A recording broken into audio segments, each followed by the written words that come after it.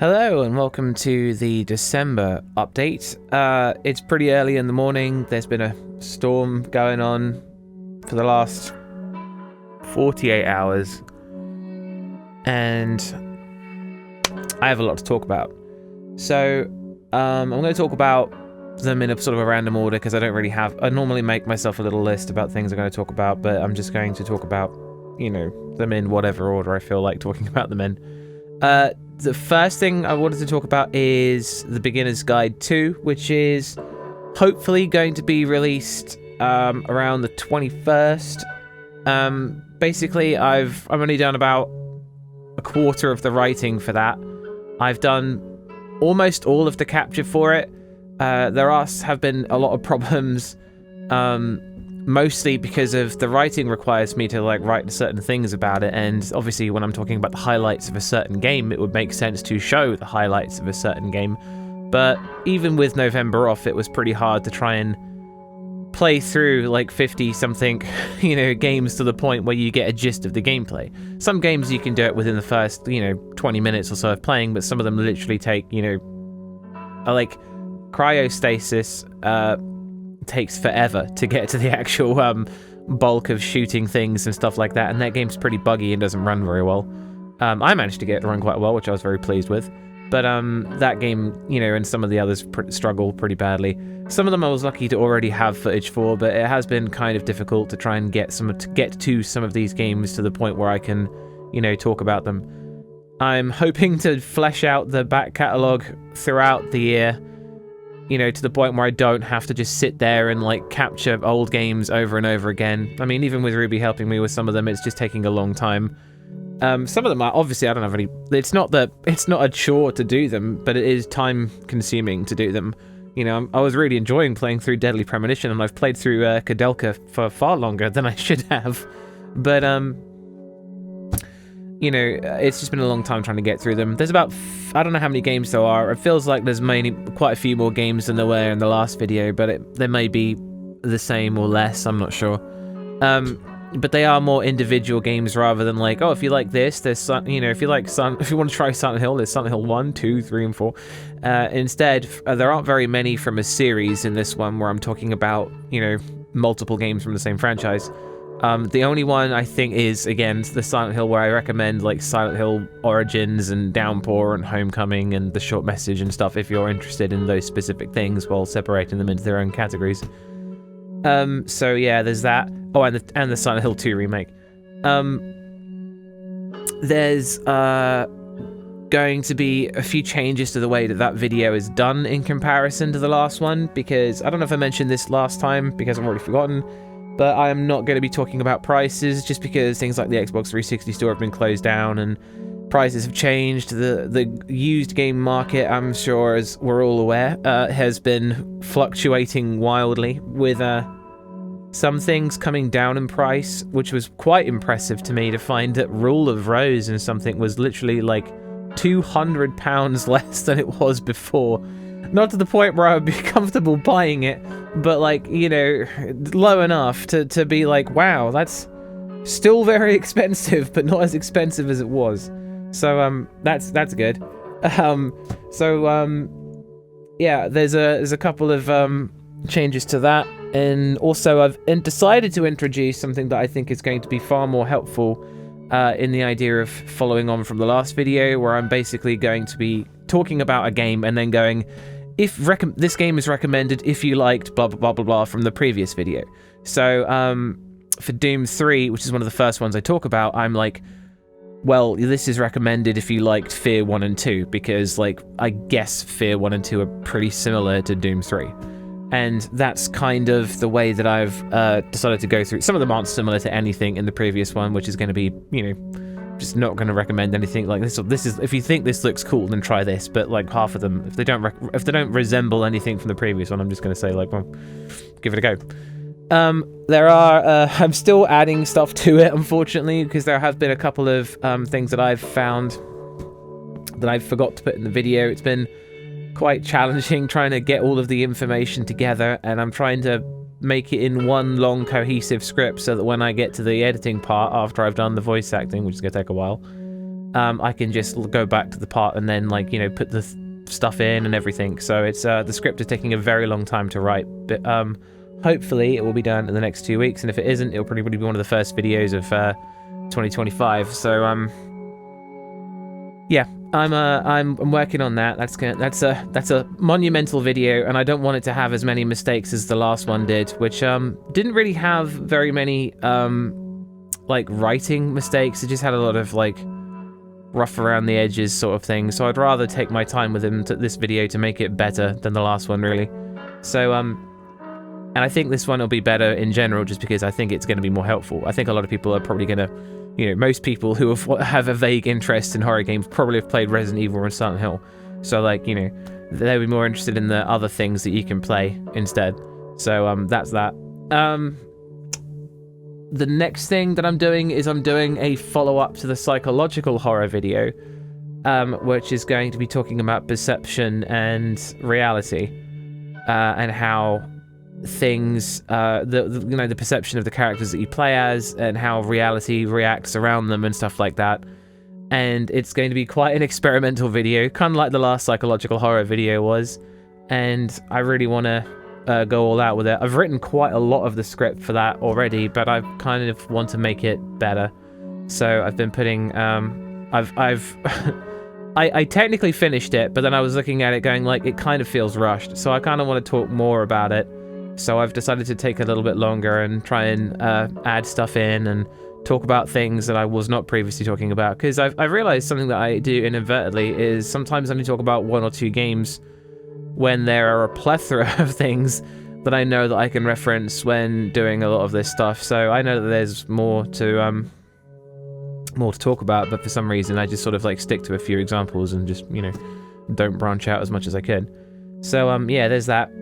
That's coming up. There's I wanted to talk about the history of horror games, which is along the lines of just sort of looking at, instead of doing what I saw someone else do, which I thought was absolutely fascinating, and I'm probably going to talk about this for a little bit, but I saw a video on YouTube, and it was, you know, the origins of horror games, and I'm like, the origins of horror games are kind of hard to pin down, just because a lot of things have, a lot of stuff in, like, video games past is just not particularly documented very well, so, like, it's kind of hard looking up, like, you know, obscure arcade cabinets. They only had, like, 100 ever released, and nobody remembers them and stuff like that.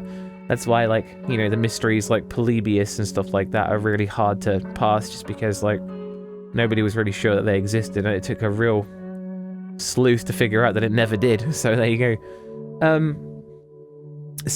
Yeah, one thing I wanted to talk about was sort of like notable horror games through the ages sort of things, where it's along the lines of how things that we have nowadays were kind of influenced by, you know, things that came before it, and how we built off of that, and how we achieved, you know, feelings and sensations that we're used to in horror games now in the past. And I wanted to sort of have it more, not along the lines of like, horror games began in 1970 whatever. I wanted to have it sort of have like the first concept of the jump scare, the first concept of, you know, paranoia and fear and stuff like that, and have the you know, the feelings that you get from horror games, you know, and how they were done in the past, and how as time has gone on, how that's changed and manipulated through time, instead of, you know, just talking about when they first came out. So like, I saw somebody else's video, and it was Oak Taro, who's not particularly known YouTuber, but they've made some really interesting videos on old horror games, and I was like, wow, that's cool.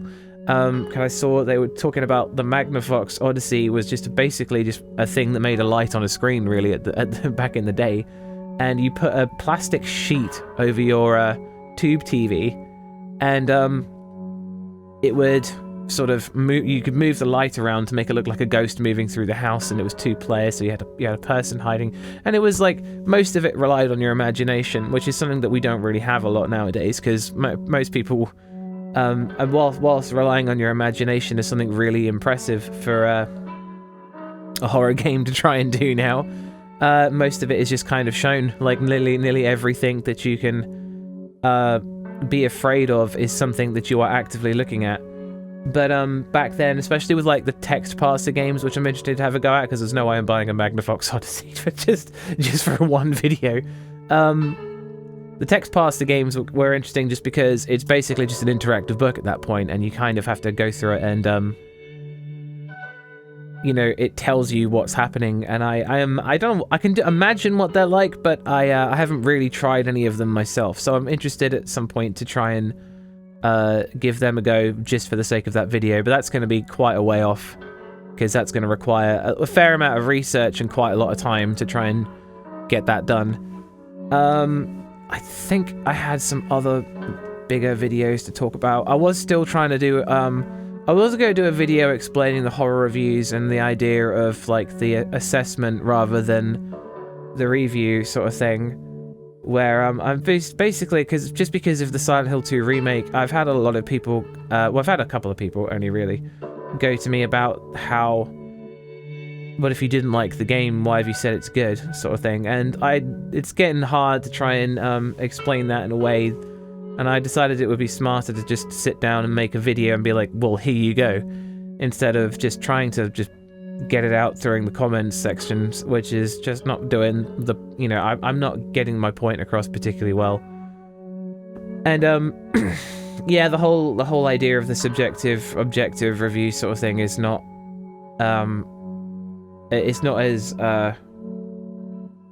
clear cut as I gave it credit for when I really sat down and thought about it. That still, even when I'm looking at some of what I consider the most the objective parts of some things, they're just kind of, you know, they're still subjective to a degree. Like for me, when I'm playing horror games and stuff, when I hear the sound design, which I always think sound design is one of the most objective possible categories, just because it's either whether it's good or it's not. Like, obviously, when it comes to music, I can't be the judge of whether the music is good or not, because everyone likes different things and, you know, that kind of stuff. That's still subjective at the end of the day. But when it comes to, like, things functioning within the sound environment, some people prefer some things and some people don't. And, again, it's still more subjective than I gave it credit for. Just people just, you know, happen to agree with me with a lot of it. So, that's that. And, I was going to do a video on that, and I have written a fair amount of a video for that, but I think I'm going to be changing it quite heavily to reflect recent revelations in what I've written. So yeah, there's that. I think that's it. There's a Patreon video where I was going to talk about all the hardware and stuff used, which is, I know I've done that before, but the purpose was to show how things have changed for making the videos throughout the last 2 years. And it's been pretty hard to try and get all of this stuff just out there, get it all finished. And the problem is that there's just loads of things to do. Like I have, because of the, you know, the beginner's guide and stuff like that, I've been getting all the old consoles out and trying to, you know, capture them and do all sorts of stuff. And the place is just not in a presentable situation to be like, well, look at this. Here's a desk full of, like, you know, cables, and here's a desk full of, like, PlayStation 2 games, and there's my headphones resting gently on the top. It's just, like, the whole place is just a mess. So, like, there's nothing really nice to present there in terms for, like, you know, what was supposed to be a Patreon video. Like, oh, and here's a stack of hard drives for all the random footage on them, and here's, like, all of this, and here's that, and, you know, stuff just is not in a way that I would be able to comfortably be like, yeah, look, this is how this works. I mean, it would probably be more realistic to show it now, I guess, if you just looked at, like, a desk over there is absolutely filled with, that one's got 2 keyboards on. It's got a bunch of screws all over the place. You can't even see that there's a mouse mat down there somewhere. Like, that's how it all is. Just because, you know, you have to get things done. You have to start doing things, and I don't have that much time. So stuff has been very, very carefully neglected on tables and stuff. So yeah. Plus Christmas is coming and all sorts of other things I've got to try and get done and do. It's just been a challenging time. To the horror reviews, the idea, well, actually, to talk about the queue first. So if you're not on Patreon, you won't really understand this, because obviously it's not something that I talk about outside of Patreon, but the queue is what I've decided to do to try and force me to basically get videos done the second that as soon as possible after I've finished recording them, because what I've ended up with is a bunch of footage that I've started, either not played the rest of, and then stopped and then left. And I decided to delete a lot of it. Like, I went through a massive purge of all the stuff on the recording drive that I'd started and then played a little bit of and then just stopped, and it would be pointless to try and continue it so long after its actual, recording time to try and make a video out of it. And the problem is, a lot of this stuff that I've done it for hasn't turned out as good as it could have. I think the From the Darkness review could have been better, but I played From the Darkness like a year before I ended up actually writing the review for it. And then I had to replay it just because I didn't remember most of what I'd done. So there's that. Welcome to Kowloon was another one that suffered like that, and that was by the same developer, so I've really done them dirty by just sort of like playing the game and then not doing anything for about a year and then doing it again. So the idea of the queue is I have 5 spots, right? And I can't do any more than 5. So at the moment, at the top of the list, there's Dredge, which is a game that I have recorded. Now, Dredge is the next one to have a review written for it, and it's probably going to be going into the Halloween list, just because I don't think Dredge is particularly interesting to go through like a week one, so it's alright. I'm going to put that one late. It's not a new release either, so I'm going to put that one later into the Halloween videos list. Probably be the first one that I do for next year's Halloween. And Dredge is really good, actually. Dredge kept my attention for far longer than I was expecting for a Cthulhu-style fishing game. And I did ask people whether they thought it was horror or not, and I feel like most people are going to forget completely about that poll by the time that the video eventually arrives next year. But I really enjoyed it. I really thought Dredge was really good. There were definitely moments where I was like at ease, but there was always that feeling of dread in the game that it did really well, that I was impressed by.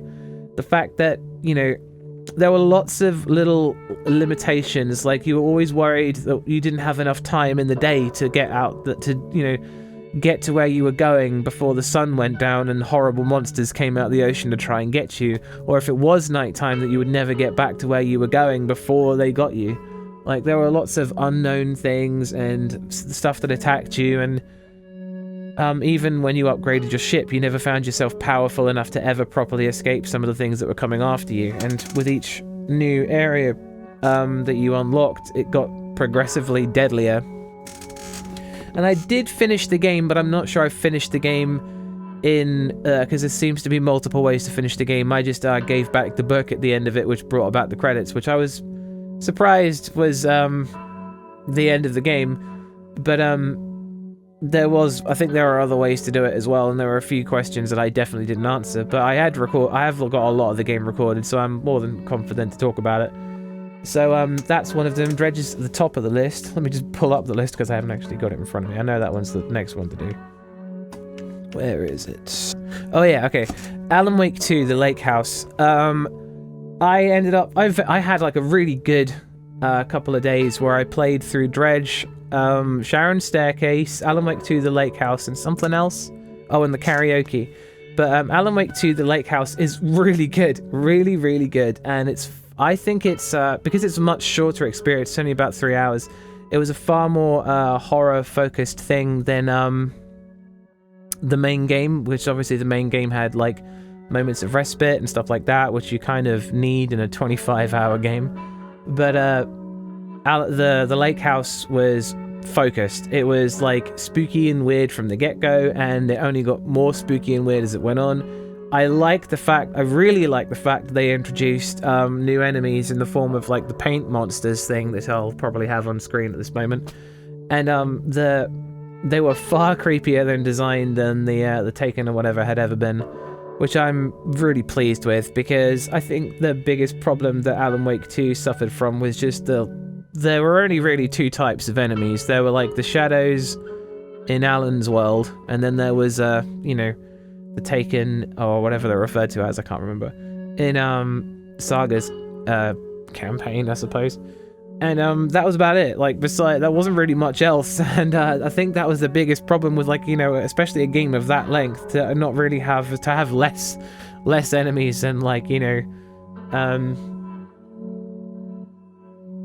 something like, you know, Alien Isolation has more enemies than that by one, I guess, but but that's about that for that.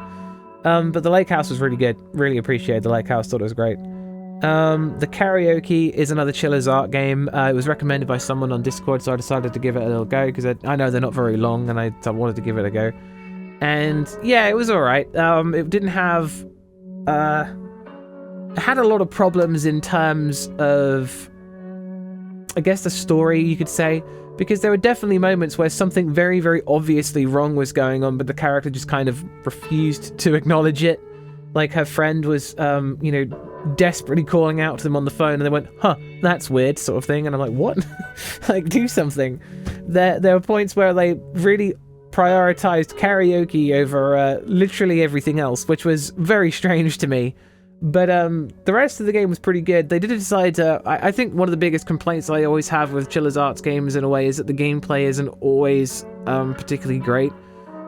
But the karaoke had a stealth section near the end that was... It was definitely an improvement over not having a stealth section, but the problem was it was a bit... It was pretty hard, and it didn't seem to make a great deal of sense. So it was definitely a challenge. But I think that, I don't know, I don't think it's going to really... It's definitely not as good as Night Security, and it's not going to be as good as the Closing Shift either. But I think it's pretty good. It was alright. It wasn't that bad. Number 4 on the list is The Last Door Season 2, which I've been working through. Because I did The Last Door Season 1 in 2021, and I figured, you know, I've had this game for a while, I wanted to give it a go. Nice little point-and-click adventure game. And yeah, it's pretty unsettling. I was surprised. I don't remember... I remember thinking the first one was good, but this second one, especially the first chapter, because I've only played chapter 1 and 2, the second chapter seems a bit slower, but the first chapter is pretty unsettling from the get-go, and I was impressed. I was quite impressed. Because I only really remember, like, one properly unsettling moment from the first chapter, but the second chapter definitely seems to be an improvement from what I've seen, unless the rest of it is just, you know, more of what chapter 2 is like. But season 2 is definitely recommended at the moment, but I have quite a way to go. I didn't quite finish it because I didn't have enough time, and I've been... because I've got so much recorded and I haven't got so much written, that I want to get through the queue a bit faster before I try and finish any more of that. Buckshot Roulette is the last one, and I'm waiting to have a big multiplayer game to talk about the multiplayer aspects of that on top of the single player, which is obviously, the single player is good. That's a really good game. That's a really fun game with your friends as well. But the whole, just, you know, tense moments of, like, about to shoot someone in the face is it's really good. It's been out a while now, and I'm probably gonna save that one for Halloween if I end up doing it. But yeah, that's a really good game as well. For other things that I'm working on, there's not really been any progress whatsoever on the 100 free horror games. I have loads that I've gotten for free on itch, but I haven't really had time to play any of them with all the stuff that I'm doing. After I've done the beginner's guide, I wanted to move on to do the horror history thing potentially, and after that I wanted to do the 100 free horror games. So yes, I'm trying to work on the biggest possible videos, you know, one after the other, instead of what I was doing for some of them, where I was just, last year I was kind of starting them all at the same time and then just bit by bit going through them until one of them happened to get done first. And I don't really want to do that anymore. I want to do things sequentially, and I hope that stuff like the queue and things will help with certain things.